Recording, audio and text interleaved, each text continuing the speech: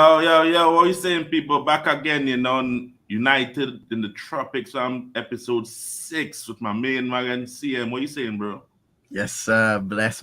A slow week when it comes to football, but we move, man. We move. I heard, fam. No, I don't know what's going on, but I heard it's someone's birthday today still.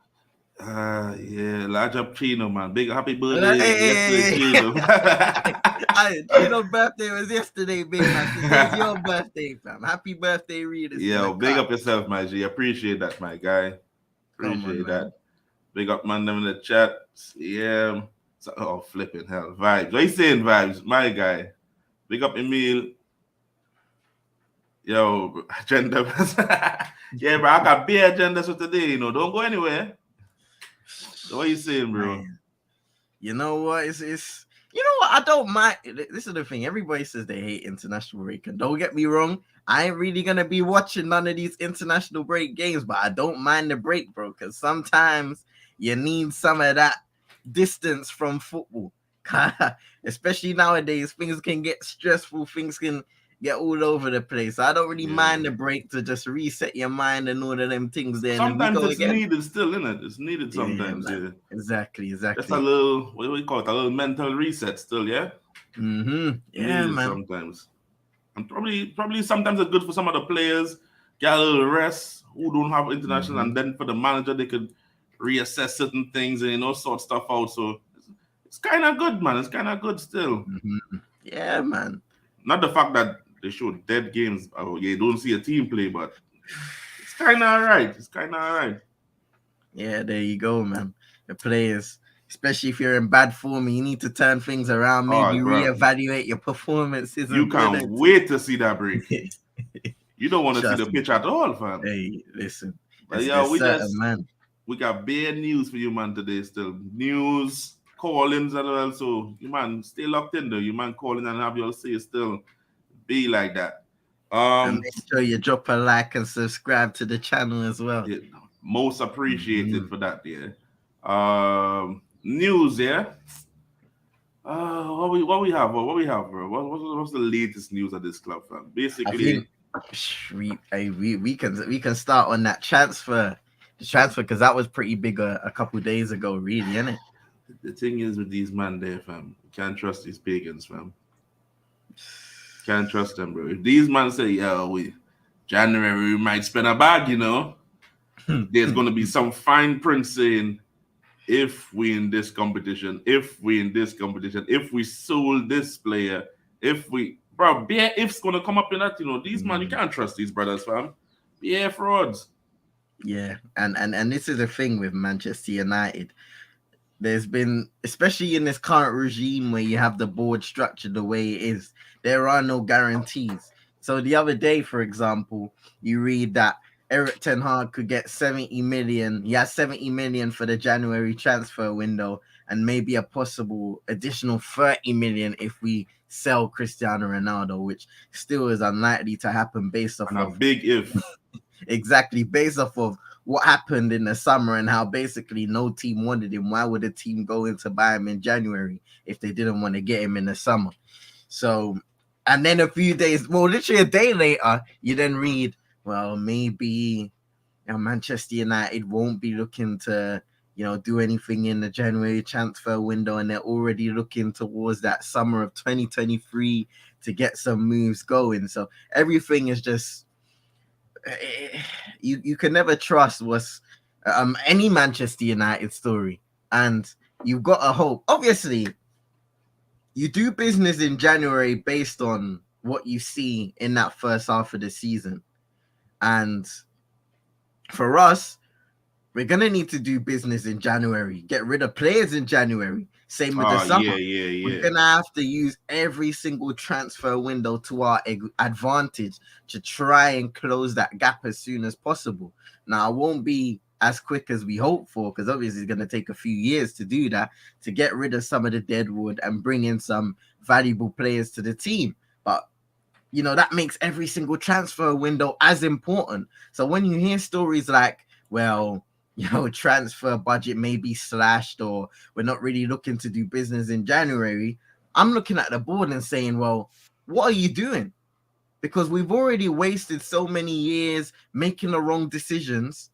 Fair enough, you may want to take your time and make the right ones, but that doesn't mean You take that forever. exactly. And if you are new people in your job, you know what you're doing, and you want to make sure this is successful, then you shouldn't have an issue evaluating what needs to be done. Because the fans, if we can evaluate the problems at this club logically and work out what needs to be done over a 3 year, you know, 3 years or 2 years or 4 years, then why can't they? And this is the question that we've always been asking. Why can't they see what the fans are talking about? And when we won't always be right, but we can put you in the right direction because these are the professionals. So if we can see it in a matter of weeks or months, they should be able to see it in a matter of weeks and days.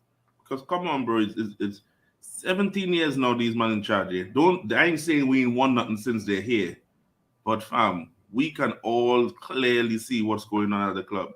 And these, it's not. I don't think they don't see it. You know, I think they see it, but it's not like a priority for them. Mm, You get me? Them man on the peas thing, yeah, and this is like spending peas. You get and me? Not saying there's that they been don't spend. Well, mhm. what they spend is not from their pocket anyway. They spend what the club makes, and the And club makes money. there's been a lot of deflection tactics over the years as well to make sure that if these things don't happen or if certain situations don't go well, now you focus on somebody else, like the performances on the pitch, the manager, and you evaluate and almost heighten their weaknesses rather than looking up top and saying, hey, you failed another manager, you failed another bunch of players, you failed the fans. That's never really been the main focus, and until I can say the summer of this year, where it's been main and it's been a constant focus. But even then, in certain moments, it's starting to die out, and you can see that. See, the thing with the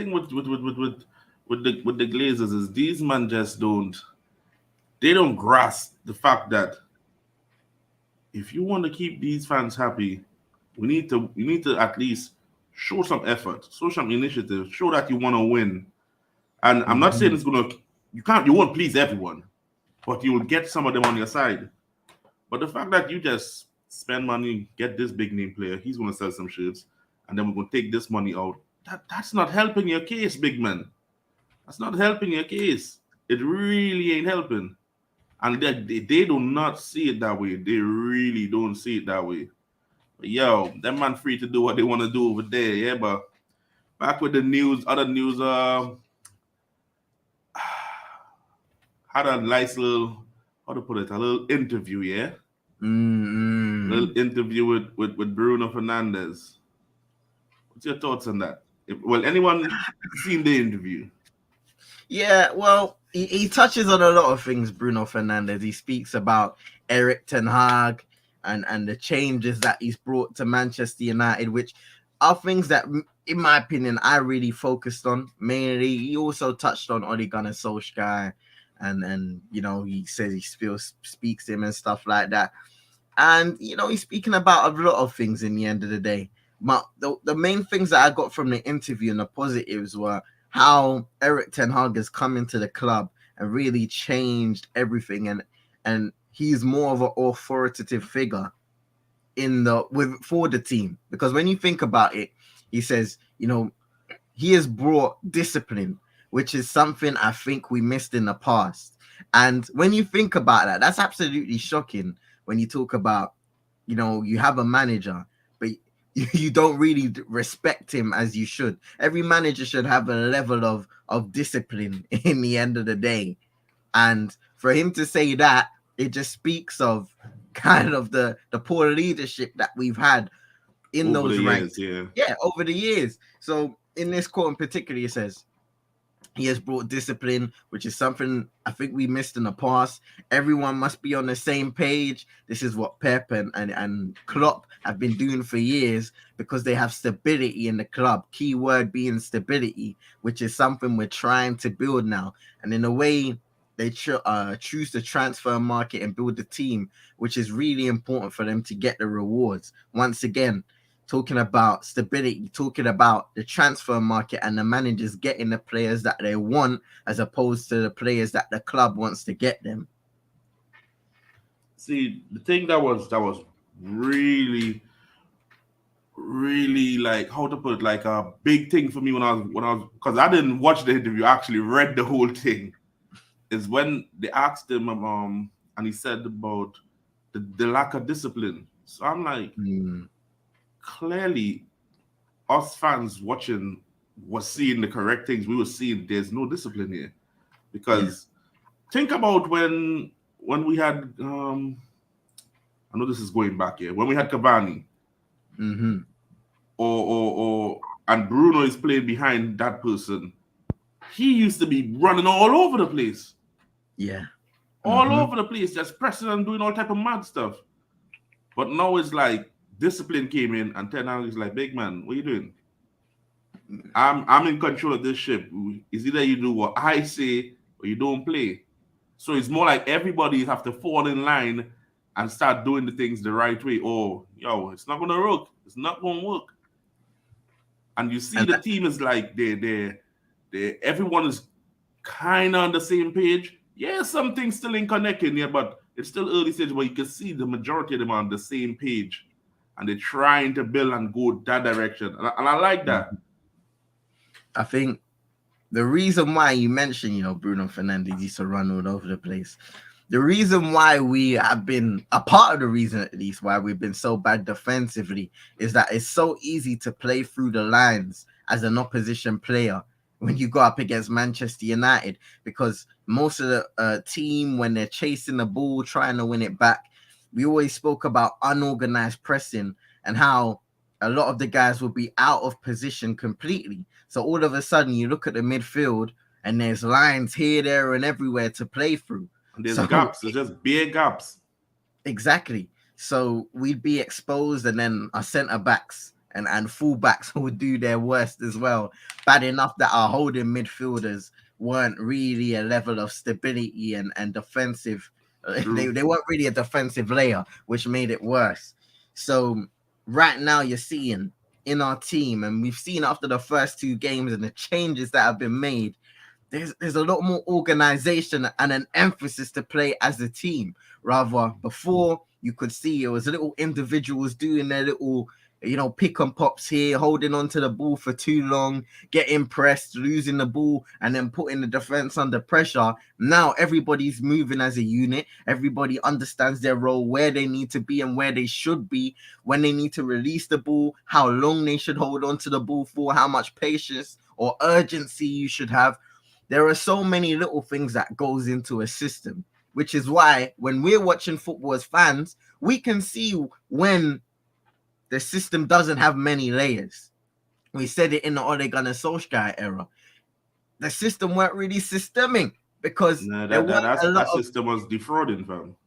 because there wasn't a lot of layers to that system. It was very simple. And in this day and age, you can't have simplicity to your system. You look at the top teams, all of their systems have many different layers, from the goalkeeper, from the defense, the midfield, the attack. Everybody has different roles when you have the ball, when you're out of possession. There are so many different factors that go into the modern game. And if you're not implementing tactics and a style of play that includes all of those intricacies, you're gonna fall behind. Way behind. Way behind. But you know what I like though? When you pay attention to us, well, in the league so far, I should say, when you pay attention to us in the league so far, look at Anthony's first game, Mm-hmm. right? This brother was, yes, we know he's a flair player and he's that and all that. He was tracking back and helping them defensively like crazy. He was Mm-hmm. helping Dalo. I saw he came across him and was it Casemiro at that point? Yeah, him and Casemiro, and they just clattered someone. I was like, bloody hell, they're gonna kill people here. And you could see that they were enjoying it. They were just coming back and work hard. They were working hard. Everyone was working for each other. No one is trying to say, well, my job is to stay up front here and score a goal. You handle that back there. It's a team, and everyone was working hard, bro. So you can But see that what Ten Hag is implementing is like This is not you do this and you do this and that's it. Everything else spent for themselves. No, work hard together. Yeah. Even the midfield was, bro. Let's be honest. We knew what we see, what we get from McTominay, Mm-hmm. but what he been offering for the past, let's say, 4 games, we can't really complain, you know. Exactly. Even But probably the biggest McTominay hater, you can't really complain and say, well, he ain't doing it, you know, because he might not be doing, he ain't no Andre Pirlo or no Paul mm, Scholes, but getting in, being physical, win the ball, and just pass to Ericsson. Just pass it to Ericsson. Just win the ball and pass it off. mm-hmm. Don't try to do too much. Don't try to be extensive. Just win the ball, pass it off. We're getting the results, bro. We're Yeah. getting that little chemistry. We're getting the team is clicking, and Ericsson just keeps ticking over. So the game is not, we're not Mm-hmm. slowing it down too much. We're not going too fast, but we're getting it at a good pace that we can control and be, well, not really control the game because most of the games we won, we played a little tactical so to get our victory. So, but we And in the game. that's the beautiful thing about having a midfielder next to somebody like whether it be a Fred or a McTominay who has the quality on the ball to drive forward to progress. We didn't have that before. We had two guys that were basically there to protect and shield, which they didn't do a great job of. But now we have one guy that can semi-protect and shield. He plays with a level of intensity that adds physicality in the middle of the park. And then we have another guy who can get stuck in, but also his main role is to play forward and get that attack rolling as soon as possible. Play through the lines and get guys out of position in the opposition. And yeah, as Vibe said in the interview, it had little shots, you know, some light shots towards a certain, well, he's still an Arsenal player, even though he's out on loan to a certain Arsenal player. Mm. You get me? And well, Vibe said his captain, so yeah, all right, yeah. Well, you know what? That was an interesting quote as well, because he basically mentioned that, you know, he was talking about the criticism, for example, that he gets in comparison, and he used Nicola Pepe when he was saying that, and the criticism that he got in comparison to Bruno, where he was basically saying, a big up King, by the way. He was basically saying, I play one bad game or do some bad things, and I'm criticized on a higher scale to Nicola Pepe, who they may say needs time for adapting or something like that, even though late on, I'm pretty sure he was getting slated anyway. But I know what Bruno's trying to say here. I think, and I will always say this, his form from when he came into the club, all the way, you know, that through that whole season where he played brilliantly, and you could say single-handedly was Manchester United's best player for a long time and carried us to many wins, many results, and a good position. That is where the expectations were set, because you got goals, you got assists. So now you have to live with that. And this is where I don't want to see a lot of complaining, because of course you have to give player, you know, time to adapt. But Bruno Fernandes, he came in and didn't need time to adapt. He played instantly. He hit form. He got the goals. He got the assists, and he changed the team. He was what the team needed. So in that regard, Bruno Fernandes, fair enough, you've been in a bad run of form, but your expectations are up here, because when you came in, that's He what was you doing did. certain things, yeah, so we expect that of you. Yeah. We expect that. I see what you're saying, King, with you didn't see that much improvement from McTominay. The main thing what I'm seeing with him is he's a little more disciplined, bro. Usually we know what we get from that guy. He barges into someone. If he wins the ball, he tries these long range passes, madness, or he tries to go on these runs. You can't do that, big man. Not in your skill set. Keep it simple. And as Definitely. you say, he's passing the ball early and often. He said, Iron Man, you know, bloody hell. He just violating the guy, you know. A light Tony Stark, you know, light That's Tony a Stark. light Stark in midfield, fam. We say McTominay's your guy now, yeah? Who guy? Mine. You said you violated my guy, fam. No. I'm talking about Ericsson. Not that brother. No. Not that brother. No. Oh, I misread that, fam. Nah. That brother. Nah. And Emil was right, though. The defense has been The defense has been Mm. defending. You can Oh see yeah. fight and grit in the defense out there. It's bare fight. I mean, Dallo, he's improving, yeah. Mm-hmm. But you still know you don't want someone to get comfortable because let's be honest, right? The right back position is his. But is he going to improve significantly knowing his competition is Wan-Bissaka? Exactly. That No, brother is not no. pushing Dallo. You, He's not you pushing see, Dallo. Dallo is like, this guy, him. Come you, on. you see the problem is, and we can even look back at when Luke Shaw had that amazing season prior to the World Cup here. Obviously, he's trying to impress. He's getting into that World Cup squad. But even then, yeah, when Luke Shaw was in that starting lineup week in, week out, you're looking at Alex Telles, and you know he ain't beating me. He ain't beating me for a position.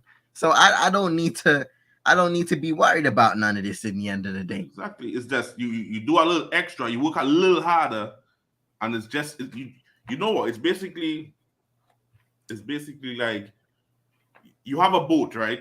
And the boat's Mm-hmm. leaking. Water is coming in, right? And you bailing the water out. You just bailing the water out. But you want to get all the water out of the boat, but you really can't do it because it took so much already. So you're just doing enough to keep you afloat.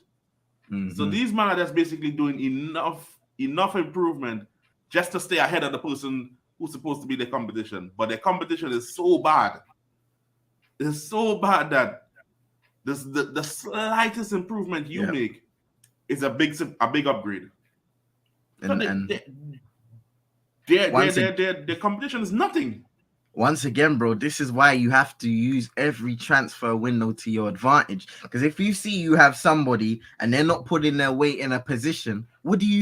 You get rid of them. You put them on the shopping block from early and you say, you know what? This person has no value to us. And the manager has already had time with him and knows that he's not going to be able to improve or he's not going to be at the level where we can offer some great competitiveness when it comes to keeping somebody on their heels. So now you need to look at a right back. You need to look at a left back who can arguably play week in, week out, just like the other player. Not no backup. That's a lesser version of that player, and all of a sudden that the person in the starting 11 already knows for example, Malacia right now, Delo knows that they'll still be starting, and the person behind them's kind of an understudy. You need somebody who's gonna be right on their necks. You know what? Yeah, I can't lie. Yeah, these men are violating.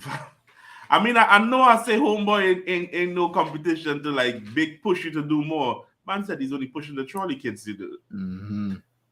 the trolley with the kids. Fam, that's you violated homeboy. You know, man's a professional footballer. You know, you just violated him. I think we really need competition because when Ralph said open heart surgery and we need 10 players, he laughed. Man laughed. It's like, it's not that bad. We got second the season before. If we really deep it, how much players Ten Hag brought in?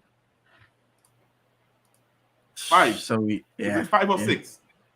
So we got Malacia, Martinez, Casemiro, Anthony. That's 4. Dubravka. Anybody else? That's it, innit? Ericsson. So that's 6. Right. 5 are starters. Mm-hmm. Well, not 5. Let's say 4 because Casemiro is not really started yet. So Yeah. let's say he brought in 6 players. 4 are starters. Mm-hmm. Think about it. 4 players out from last season team. Brother, open heart surgery and we laughed. It has to be that way. It's true. I mean, you know You what? get me? King mentions goalkeeper there, and it's interesting because a little before we went live, I put out a little poll. Big up to King, by the Big way. up King and Hano. Big up Cano. I put out a little poll earlier and basically asked people, look, this is the last year of David De Gea's contract. Should Manchester United exercise the extra year? What do you think about it? And some people were saying, I would exercise it because you want to get money for him if you want to sell him on next year. And I'm sure there are some people of the opinion saying, look, he's on big wages. Not sure who's going to want to buy him because he's not really an international goalkeeper, but he's also earning way too much wages to go to a smaller team because they simply can't afford that. So Manchester United could be stuck in the middle where you find yourself in a scenario. Fair enough, you may try and shop him, but it doesn't mean you're going to find a suitor that's going to want to take on those wages and buy David De Gea. So what do you guys think about that? Big up. What you say, King? Hano, what's your take on that? I agree with you, CM. This isn't the first time we've been in this situation on a much lesser scale. This is just the Phil Jones situation all over again. Phil Jones for his wages, return on investment against the wages. Who's going to come near it? Excuse me. David De Gea isn't a Phil Jones. I wouldn't disrespect him like that. On a much larger scale, it's the same thing. The return on investment against the wages makes it a hard sell for a lot of Manchester United players. And no goalkeeper is worth no 300 bags a week. That's just me personally. But this is what happens when Manchester United get put in these situations. Our players are our assets that go against the debt. We cannot have David De Gea leave. Rip the fax machine up. That's the levels. So I agree with you. It's a conundrum. We're probably going to bring in some young goalkeeper and have them fight it out because of the money situation. I'll be honest with you, yeah. I saw the your bigger Peter same time, Arsenal fan. I saw the poll you did, and I was like, you know what? To be honest, you see that extending that contract. I think that's suicidal extending this thing. If we extend this thing, right, we just paying this brother. Let's be honest. Goalkeepers basically they got some of them, most of them get better as they get older, right? Mm-hmm. How much improvement can we say we could get from the hair based on what we want, how Ten Hag want to play football, and right now I can't see much. And there you go. The reason why I came up with a poll in particular is because I was reading a story on the Manchester Evening News, and it was titled "Man United Need to Make a Ruthless Decision with David De Gea." Now you can extend the extra year, you can look to sell the player, or do you make the ruthless decision now to say, listen, we know that David De Gea in the long term is not going to fit what we're trying to do here. He's been a brilliant servant of the club, no doubt about it. He's been here since, I believe, the final season of Sir Alex Ferguson up to this point. He's given us some wonderful seasons. He's been player of the year multiple times now. He's also had some downtime, and he's bounced back from that. But we're looking at David De Gea in modern football. He can't play with his feet. He's 31 years old, so he's not really going to adapt in that regard. He's also hesitant in many situations and doesn't like receiving the ball. And when he does play it, he's very inaccurate with it. You look at the guys right now who are a golfing class, your Addisons and your Edisons, their percentages are really high when you talk about pass completion, long range and short range for a goalkeeper. It's crazy stats. And then you look at the likes of David De Gea and you think, well, if you want to play out the back, if you want to go from back to front really quickly and catch teams slipping and defenses and all of that stuff, you're going to need a goalkeeper with good pass completion, whether it is short range playing out the back. But it's all about decision making as well, because we saw in the preseason David De Gea, he was trying to come off the line. We've seen with David De Gea trying to play out the back. But if you don't have the decision making to be able to put your teammates in the right position, it's like the mistake focused on Christian Eriksen when he played it. I think it was against Brentford. Eriksen gets intercepted because there's a guy breathing down his neck. Yeah, and there's that was a another ridiculous goal. pass. Yeah, It's all about the decision making and how confident you are in your own ability to do that. So it's like you said, we're in a kind of conundrum because do you make a ruthless decision or do you extend that extra year on sentimentality or on a hope of finding somebody who wants to take David De Gea and believes in David De Gea? Because if you even look at the national team situation, right now there are multiple goalkeepers above David De Gea, and Luis Enrique wants no part of him.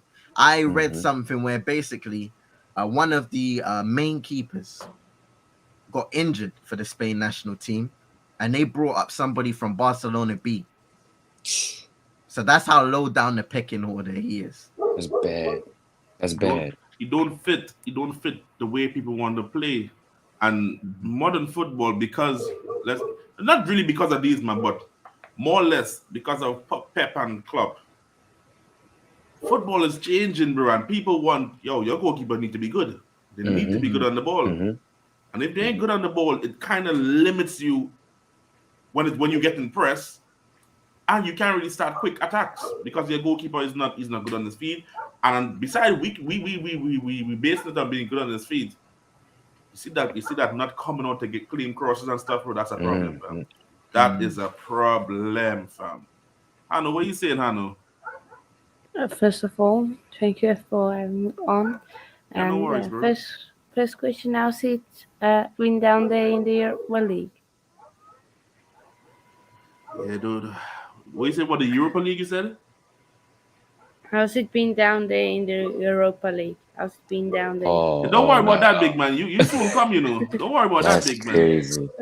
Don't violate us with your Chelsea. Man supports Chelsea, you know, and trying to violate us, fam. Yo, take it from me, man. The Americans gonna get you. Just Don't wait. worry. Don't Todd worry, gonna man. get you, man. Just Don't wait. anywhere. just real quick, just to piece y'all 2 points together, Realist and CM. The craziest thing for David De Gea for me is the weaknesses that he has in 2022 are the weaknesses that he brought with him from Atletico Madrid. So like him and I are around the same age. I remember when he was an up and coming keeper. He was a little apprehensive, tentative out of his box. His feet, if we weren't talking about stopping shots, were non-existent, and he's a little frail. You could at least work on the frailty piece. From 21 years old to 31 years old, you may not have the body type to go from looking like David De Gea to looking like Memphis Depay, but I mean, like, come on. You can get a little bit more self-assured. Ryan Giggs was doing yoga at the end of his career to keep his core strength up. There's things that he could do. So just to finish off that point, David De Gea's contract is a little bit more frightening for me just because in 2010, 2011? My mind escapes me. When he first got here. Around there. 2011, 2012, 11, 12, right? He had those same issues, and those issues still persist. And now he's a 300 bag a week goalkeeper. I think the fact that he saved us so much when we was bad, fam. And he was saving 15, 16 shots a game, bro. Arsenal is what comes to mind. Sentimentality came into it, and it's like, yo, De Gea been here, he been getting player of the season and all that. Might have to be loyal and give him something on that paycheck a little bit. So they bumped it up. But this quote right here is from Bruno, fam. And it's basically talking about players, bro. And he said the club needs it. It's bringing in players that, could do what the manager wants and fits in right away. And he's saying the club needed it. So if he's playing, we already brought in 6 players, 4 starters, and he's still talking about we need it. So what does that say? Still players in the starting lineup needs to go as well. That's very telling. That's very telling. Let's be honest here. Take away our starting lineup. Are you trusting them, man, there? We got Henderson. Get that guy. We don't want that guy nowhere near us. We don't want that. We hoping that brother have a good season so we could get a little piece for him. But my problem with Dean Henderson is not actually his playing style; it's his attitude. For me, fair enough, yeah. Because a lot of players have come out and they've talked about being, lied to and disappointed in that regard of being told, yeah, you're going to get your opportunity. And then all of a sudden the situation changes. But once again, I think we were talking about this last week, really. If a situation changes and you're not on the pitch and you want to be a starter, you have to look at yourself in the mirror and say, what do I need to do in order to make sure that manager says, I cannot do anything else but put you in that starting 11, but to give this person an opportunity. I don't like the players that, go to the media and talk about, this and that. I haven't been given my opportunity, all of this stuff there, because you clearly haven't done enough in that manager's eyes to do something, unless there's a clear agenda on that player. So For me, Dean Henderson's attitude, you need to be hungry. You want to earn. You want to take that position from David De Gea.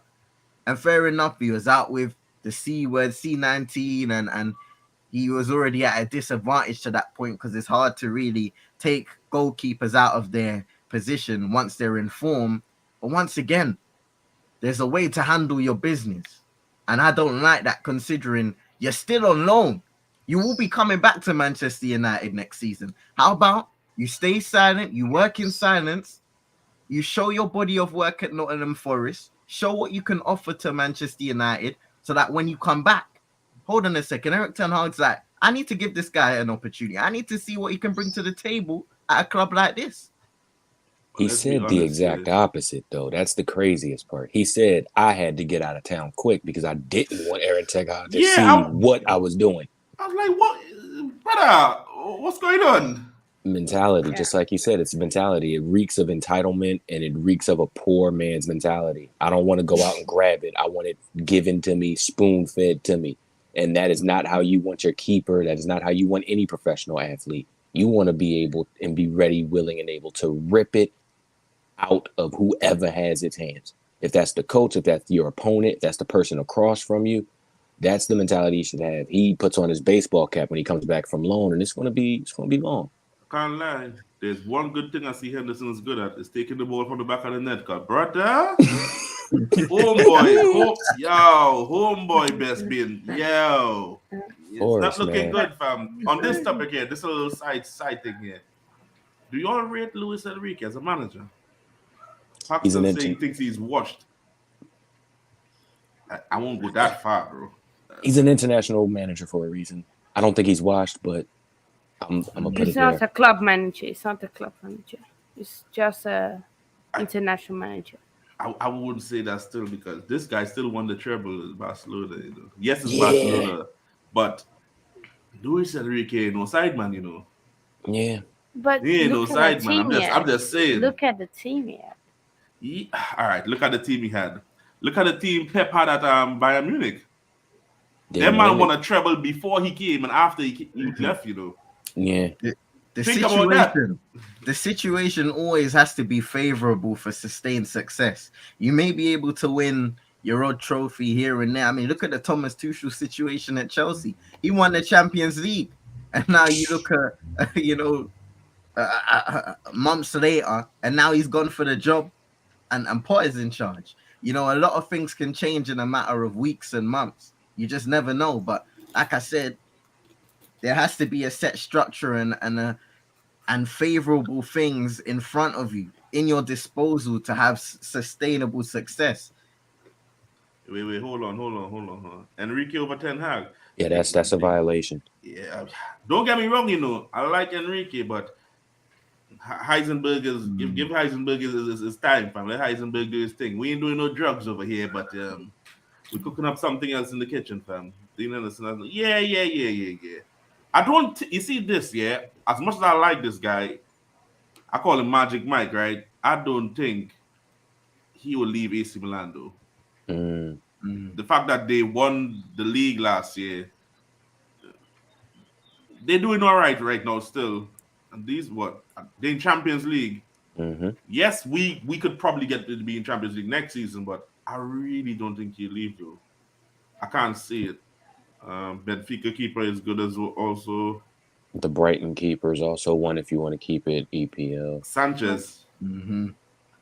But the problem for United with the situation is if you let him go on a free, you're stuck with the Bravka and Dean Anderson. That's a problem. If you No, don't, that's not really a problem, Hano. Think about it, right? His contract ends next season. At the end of this season. Is it? His contract ends the end of this season, right? The hair. So yeah.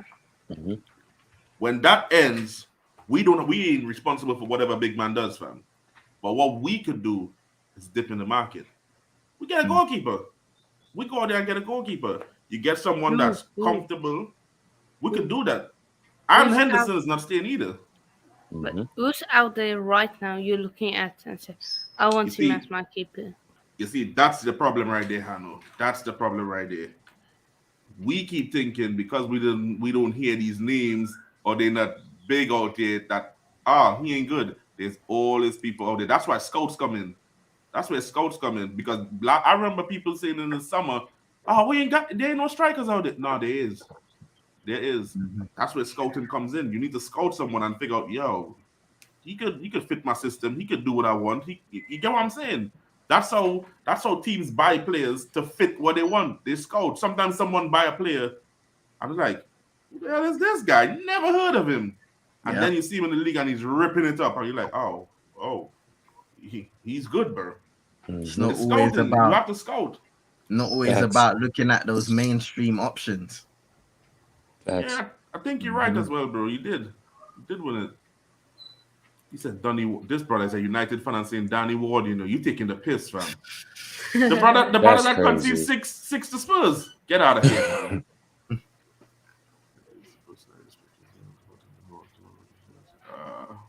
I could understand that. Yeah, I hear that. I could understand that then.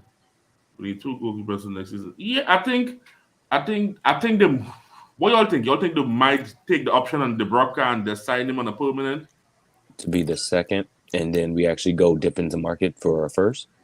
Yeah, but get this. I still don't understand why. Yeah, I'm a fan of Courtois as well. I don't understand why we signing Dubravka. That guy is not good with his feet.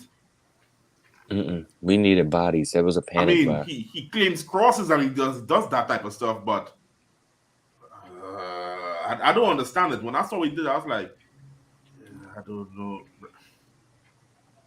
Okay, all right, you're being funny, vibes. League Grant.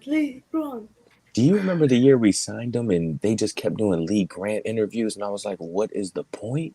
Vibes. He was basically, hey, I know what I'm talking about, King. You know when you have those mascots in the arena? That was basically Lee Grant, man. He was a club mascot.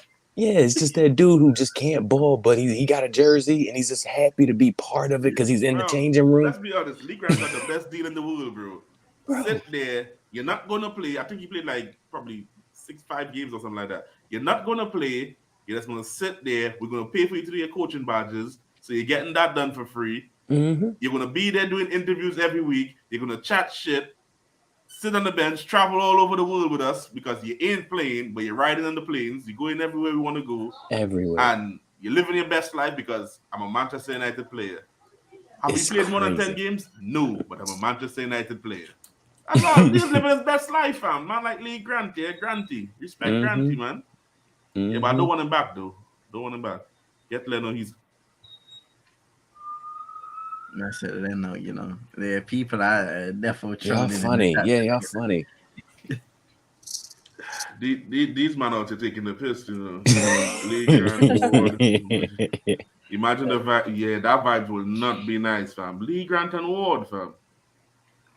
Because it's part of the league. Bro, he had nothing to do, so man said Lee Grant is his role model. Yeah, bro, the guy was making bare peas, doing nothing. He was probably putting out cones and training and shit and saying, oh, yeah, I'll put this out here and that. He had nothing to do. He was living his best life, bro. I'm telling you. I'm hustling backwards. I pay to watch Manchester United. He gets paid to watch Manchester United. Basically, from the bench view. Better view. I'm coming in 20 seconds late in 4K. He's right there. I need to tell you, yo, the manager said this to them at halftime. Insider. Ain't nobody heard that though, but he can tell you. Hey, look, man. Look, sources say covering his mouth when he talk. It get me. Man like Lee Grant, fam, living his best life, bro. You man just don't know, Man like Granty. What you saying? Grant? Yeah, but Odeon. Nah, come on. Enough of that. Odeon, Agalo. You want to talk about vibes? Oh, somebody just happy to be here. man like Uncle Uncle Igalo. Yeah, we that was a rough period. That was a rough period. That was a real rough period. We still feeling the effects of it today. I don't like to talk about the previous coach because of what he did as a player, but the Dean Henderson the attitudes, these contracts. All of this goes down to the type of culture that he facilitated. It's and he left and said in his interview that he left the club in a better place. I think he took us back 3 to 5 years. No, Yeah. probably I would, because even in the Bruno Fernandes interview, he said that he still speaks to Oli and he keeps in contact with him daily. I'm like, yo, big man, what are you talking to this brother for? What was this brother trying to tell you here, big man? We He don't we was don't we don't need no influence, fam. We nah, needed man. to don't speak to that brother because when he was here, fam, what he was telling you was madness, fam. Run around, bro. Press. Do what you want. You're free. you We know don't what the need thing that. is? I feel like all the players have a favorable relationship with him, but they look at him as a friend. For me, yeah, if you have a manager, there's no way you should think of your manager as a friend. There has to be Facts. some level of authority there where you say, you know what, yeah, if I do something bad in training today, or if he sees a story and all of a sudden I'm getting exposed by a tabloid or something like that, I'm gonna be shook to go into the to training the next day because I know I'm gonna get my head chopped off. Figure of Mm-hmm. speech, not literally, but that's the thing with Ole. It was almost, good vibes, friend thing. Everybody's smiling, good time around. But when things have gone wrong, all of a sudden you have to start making tough decisions. And we all know with our friends and that sometimes it's tough to make those decisions. Mm-hmm. And that's why I got clicked up because the going got tough, and then everybody Mm-hmm. went into their shell, and then we had cliques. You have your Portuguese speaking clique, your Brexit clique, and you got just your cats that are just happy to be here. The times got tough, and nobody knew where to run, so everybody pointed fingers, backstabbing, and we had civil war in the dressing room. It This got is ugly. this is mad, Pochettino, the new Nice manager, brother. You went Jesus. from What? you went from Southampton, Spurs, PSG to Nice. From being linked to Chelsea and United to Nice, big man. Nice. He's going Wow. down bad. He, Brother, it's not, bro. Hopefully he can do a thing and build himself back up and get probably another good job, bro. Bebe is still playing. Bebe is still playing. what? I didn't know that. Yeah, Bebe is still playing. Yeah, I can't. Yeah, vibes. I can't say that word. Yeah. I can't say that word, vibes. Yeah. So what's your man opinion on the rest of the season? Because basically, the way I'm watching it is like we gonna have our month's gonna start to get busy now, fam. As soon as we come back from this international nonsense, yeah, it's busy, really busy. So I'm hoping, bro. I don't want nobody get injured. Matter of fact, the waste man them could get injured. You see the first team, brother. You man don't even play, fam. Just go on international duty and tell these man you have a bed bug, you Got a slight knock. something, bro. You got a Mhm. cold, Facts. COVID, something, bro. Do Mhm. not play, fam, because bro, we can't risk it. Because if these man come back injured, oh my god. And you know Varane's history with international break Yeah. Injuries. He's gonna go to I don't want to speak France. about that guy, fam. I don't want to speak about that guy. But I don't then even but want to jinx it, fam. that That brother. yeah. Whenever he goes for international, he comes back hobbled, and then we insert Slabhead. And now we're gonna be playing Thursday, Sunday, Thursday, Sunday, Thursday, Sunday. We only got about 13 players that I trust. Include like you know what I mean? And that's I'm using that word lightly. I got to start an 11 that I know is not going to give up too many chances in goals. The midfield is starting to bring itself together with Iron Man pulling strings in the middle. And Iron Man. it's the truth, man. It's not even a disrespect. Like, it's really what happened. He was on his way out. He got the thing inserted, and now he's back better than ever. Nah, you violated my guy, fam. You called him Iron Man, Violated my guy, bro. Some disrespectful stuff, bro. That's violated my guy, bro. Iron Man. I like Erickson a lot. But you know how thin we are up top. You know how thin we are in the middle, and you know that we have options in the back. But once we swap them out, it's like you go from the A tech to the C tech stuff. It's not good enough. So Thursday, Sunday is really going to hamper us. And my thing for the rest of the season is everybody buckle up. I mean, this Hey, last little 10 minutes there, I wanna get your thoughts on what you're seeing from here going forward. What we do with Ronaldo? Bench. you What do we Um, know, do with him? Go on, Hanu. Now, honestly, I don't think you guys should start him, but for your opponent's sake, start him, but don't start him. You, you can see he's 37. You can see he's an old man. He's old. Really, uh, I mean, I think even a realist has more drive and energy than let, him on that pitch. let's talk this though. Do y'all want him at Chelsea though? What about that though? A light 30 million. No, no. Over Um, Aubameyang, you won't take him over Aubameyang? Come on, just a light. I will take him over Birmingham, but the problem is he will still do nothing because we don't I have mean, a yeah, but the creative thing is though, midfielder. We don't have a creative midfielder, so he won't do anything. We yeah, but don't the have thing is creative though, players, Y'all so got those. yeah. it Y'all won't be got a those problem wing for backs. me. It won't be a problem for us though. It'll be your problem. So I wouldn't really care, fam. I wouldn't really care. But what's your But take on the dossier? The whole yeah, yeah. Botox With thing. with the CR7 situation, man, you can see like what Hano said. His legs are gone. His physical capabilities are significantly lower to what they once were when, for example, maybe 34, 33, all the way down in those prime years. So what we need to do with Cristiano Ronaldo, if he is to stay for the rest of the season, he needs to accept a different role.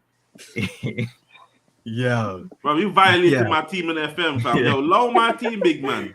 Low my yeah, team, big man. jeez. Man, that's violated, you know. That's Hey, crazy. hey. Y'all are funny, man. But nah, he needs to be able to accept a different role, you know.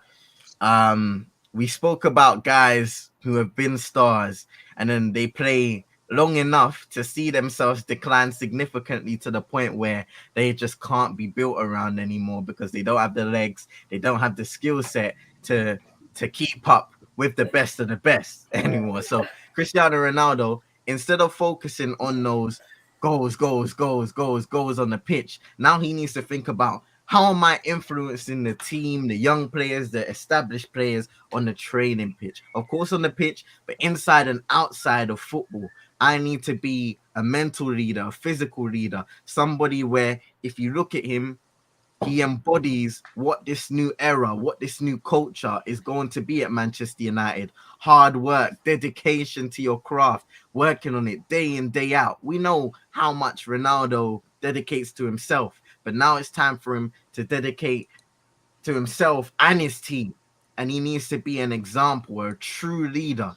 And sometimes it is hard to accept when you've been a star player to say, look, all of a sudden I'm going to a role where I may be on the bench for the majority of the games. I'm not going to be the main guy. I'm not going to be the one where if my manager looks on the bench and needs a goal, I'm not going to be the first option anymore. I may be the second or third. But if you care about the team, if you care about bringing the club back to a certain point, but also if you care about sharing the message of the manager and changing the culture within itself, then you have to accept that and change your role altogether.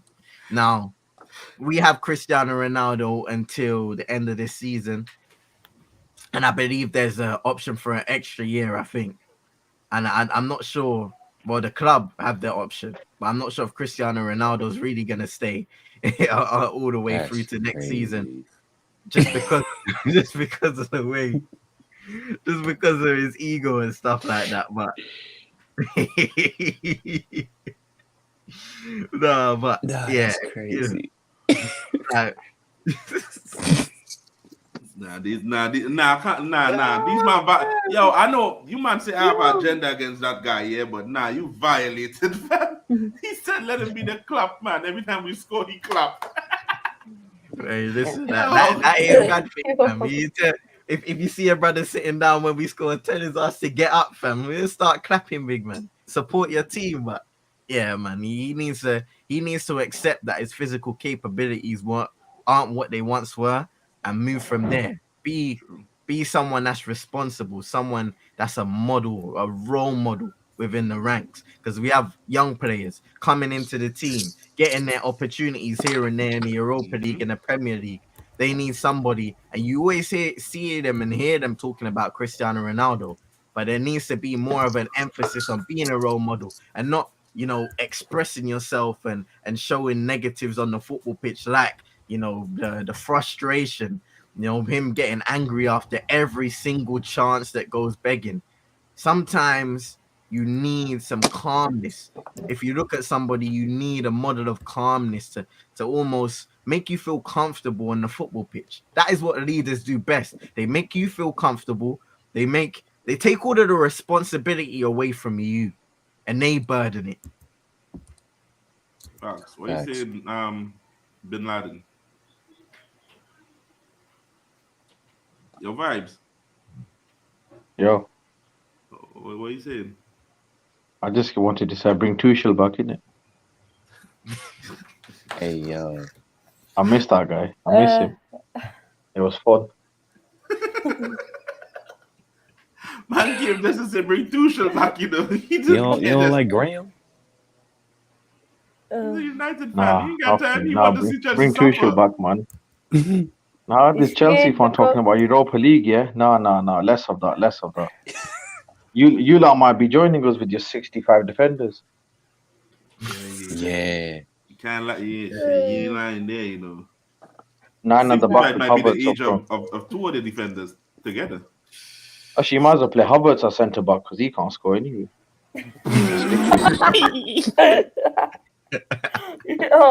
Yo. He's not Yeah, I wrong was in saying he the should be second captain. part, but yeah, nah. What you Yeah, I said? said Not he should wrong. be captain. Yeah. Yeah, you're a crackhead, fam. Man, it's not my fault we got losers in the team, innit? True, innit? When you know what, to say that it's not really as far fetched, because if you look at our team, especially before the transfers and all that stuff, who the hell is really a leader? I mean, Bruno's been given the opportunity now, and he's doing a decent job at being a leader. He's been a lot more calmer on the pitch. He's playing a lot more responsible with a lot of composure. But really, who is that leadership figure that you're going to look up and idolize and model your game after? Harry Maguire. What? Okay. Yeah, vibes. I feel you had enough, vibes. You've had enough, fam. No. No, but that was the captain I'm saying, innit? So, like, that's why I wanted someone else. Yeah, well, bro, to be fair, we should have just played with no captain, fam. Let's play, fam. Because Maguire, I just want to say that 70 million in January, that's not happening. we don't. You We're know not what? signing. I think We're me not and signing Sid anyone. spoke about that. We don't usually. Yes, we bought Bruno in January, bought Evra and Vidic in January, but we don't usually do this. So 70 million.